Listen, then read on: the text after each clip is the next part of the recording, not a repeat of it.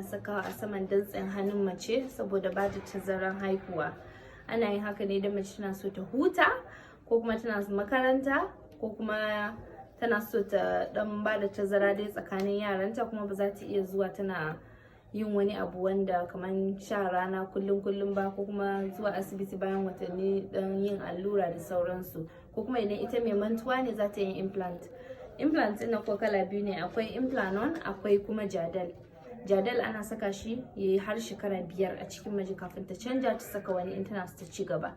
Shi kuma implant ana saka shi ne yana kuma aiki zuwa shekara 3. Implant amfanin shi ko kuma yanda yake aiki, yana aiki ne na ɗaya, daga an saka shi a jikin mace zai aiki da ƙwayan halittar jikinta, sai ya hana jikinta ya sake ƙwayaye ko kuma ƙwai da zai zo shi cikin mahaifanta ya samu ƙwayan halittar ɗa namiji a samuwan ciki. Na biyu, shi implant yana hana ƙwayar halittar ɗa namiji idan ya samu, ko da ya samu shiga cikin mahaifan mace, ya samu sauƙi wajen yin ruwa ya je ya samu shi wannan ƙwai, idan ma ƙwai ya samu fitowa kenan.